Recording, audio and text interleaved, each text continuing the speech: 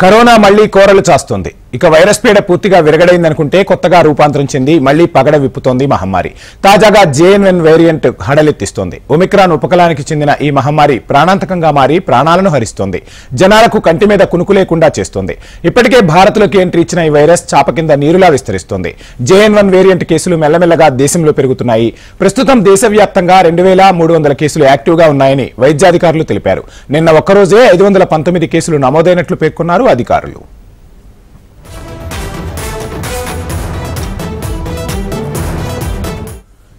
ఇక తొలుత కేరళలో కేసులు వెలుగులోకి వచ్చిన ఈ వైరస్ వల్ల 4 మృతి చెందారు. దేశవ్యాప్తంగా 6 మరణించారు. ఇప్పుడు కరోనా మహమ్మారి తెలంగాణను కూడా టచ్ చేసింది.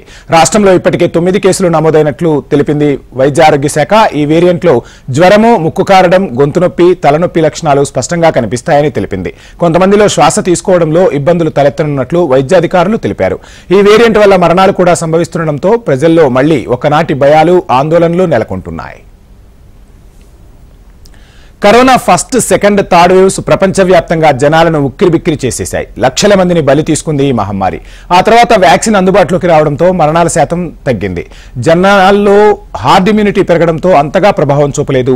ఇక కరోనాతో సహజీవనం చేయక తప్పదని, ఇది కూడా సాధారణ ఫ్లూలాగే వచ్చిపోతుందని వైద్య నిపుణులు చెప్పడంతో అంతా లైట్ తీసుకున్నారు. ప్రతి శీతాకాలంలో వైరల్ ఫీవర్స్ రావడం సర్వసాధారణం. ఈసారి కూడా అలానే ఫ్లూ ప్రభావం అనుకున్నారు. కానీ JN1 గా రూపాంతరం చెందిన ఈ కరోనా మహమ్మారి ఇప్పుడు ప్రాణాంతకంగా మారింది. ఒకరి నుంచి మరొకరికి వైరస్ వేగంగా వ్యాప్తి చెందడంతో పాటు మరణాలు కూడా సంభవిస్తుండటంతో జనాల్లో భయాందోళనలు నెలకొన్నాయి. JN1 వేరియంట్ కేసులు తెలంగాణలోనూ నమోదు కావడంతో ప్రజలు హడలిపోతున్నారు. ఈ కొత్త వేరియంట్ ప్రభావం తీవ్రంగా ఉండబోతుందా? ఎలాంటి విపత్కర పరిస్థితులు సృష్టించబోతుంది? ఫస్ట్ వేవ్, సెకండ్ వేవ్ లాగా తీవ్రంగా ప్రభావితం చేస్తుందా అని ప్రజలు కంగారు పడుతున్నారు.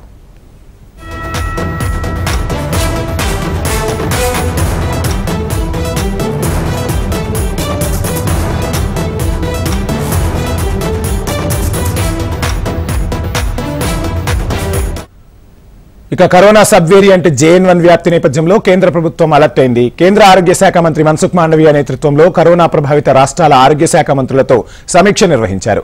రాష్ట్ర ప్రభుత్వాలు అప్రమత్తంగా ఉండాలని కేంద్రం హెచ్చరించింది. కరోనా టెస్టులను వేగవంతం చేయాలని, చికిత్స కోసం వైద్య సదుపాయాలను మెరుగుపరుచుకోవాలని సూచించింది కేంద్ర సర్కార్. అన్ని ప్రభుత్వ ఆసుపత్రుల్లో ప్రతిరోజు మాక్ డ్రిల్స్ తప్పనిసరిగా నిర్వహించాలంది. ఇటు కరోనా కొత్త వేరియంట్ కేసులతో తెలంగాణ వైద్య ఆరోగ్య శాఖ అప్రమత్తమైంది. కరోనా చికిత్సలకు నోడల్ కేంద్రంగా ఉన్న గాంధీ ఆసుపత్రి సిబ్బంది కూడా కోవిడ్ కేసుల కోసం ప్రత్యేక ఏర్పాట్లు చేశారు. ఎప్పుడు రోగులు వచ్చినా చికిత్స అందించేందుకు తాము సిద్ధంగా ఉన్నామని గాంధీ ఆసుపత్రి సూపరింటెండెంట్ డాక్టర్ రాజారావు తెలిపారు. ప్రత్యేకంగా కరోనా వార్డులో బెడ్స్ ను ఏర్పాటు చేసినట్లు వెల్లడించారు రాజారావు. ఇక ఐసీయూ సహా అన్ని రకాల సౌకర్యాలతో కోవిడ్ కోసం ప్రత్యేక పడకలను సిద్ధం చేసినట్టు తెలిపింది వైద్య ఆరోగ్య శాఖ. వెంటిలేటర్లు, ఆక్సిజన్ సరఫరా, RT-PCR కిట్లు, అవసరమైన మందులు ఉండేలా చూస్తున్నామన్నారు. మాస్కులు ధరించడం సహా అన్ని రకాల కోవిడ్ నిబంధనలు తప్పనిసరిగా పాటించాలని ఆదేశించినట్లు స్పష్టం చేశారు.